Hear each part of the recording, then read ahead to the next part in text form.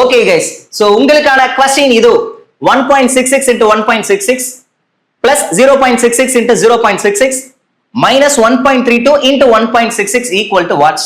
உள்ளுக்குள்ள ஒரு ஃபார்முலா ஒளிஞ்சிருக்கு, அதை கண்டுபிடிக்கணும். 1.66 இருக்கு இல்லையா, இத ஏன்னு வச்சுக்கலாம். 0.66 இருக்கு இல்லையா, இத b ன்னு வச்சுக்கலாம்.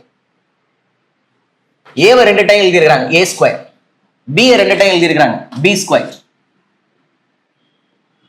a என்ன பண்ணிருக்காங்கன்னு தெரியுதா? b ய 2 ஆல மல்டிப்ளை பண்ணிருக்காங்க. ஃபார்முலாவை கண்டுபிடிச்சிட்டோம். இதை அப்படியே எழுதிடுறேன், இதையும் அப்படியே எழுதிடுறேன், இதையும் அப்படியே எழுதிடுறேன். a square plus b square minus 2b or 2ab both are same. a minus b whole square சின்ன வயசுல ஸ்கூல் டேஸ்ல சொல்லி கொடுத்துருப்பாங்க. இது எப்படிங்க எக்ஸ்பேண்ட் பண்ணி எழுதலாம்? a square plus b square minus 2ab எழுதலாமா? அப்போ ஈக்குவல்ட்டுக்கு இந்த பக்கம் இருக்கிறது தான் கொஸ்டினா கொடுத்துருக்காங்க. நம்ம என்ன பண்ணிடலாம்? ஈக்குவல்ட்டுக்கு இந்த பக்கம் இருக்கிற a மைனஸ் b ஹோல் ஸ்கொயர்ல அந்த வேல்யூஸை சப்ஸ்டிட்யூட் பண்ணி சீக்கிரமா ஆன்சரை கண்டுபிடிச்சிடலாம். a b இருக்குல்ல, போட்டேன்.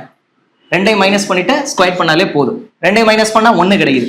1 ஸ்கொயர் பண்ணா 1 தான் இந்த கொஸ்டினுக்கான answer.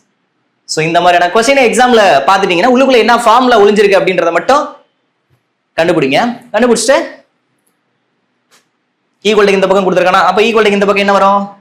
a minus b whole ஸ்கொயரா? a ஓட வேல்யூ என்ன, b ஓட வேல்யூ என்ன போட்டு சால்வ் பண்ணீங்கன்னா 10 செகண்ட்ல சிறப்பா செஞ்சு விட்டுலாம். நோட் பண்ணிக்கிறீங்க.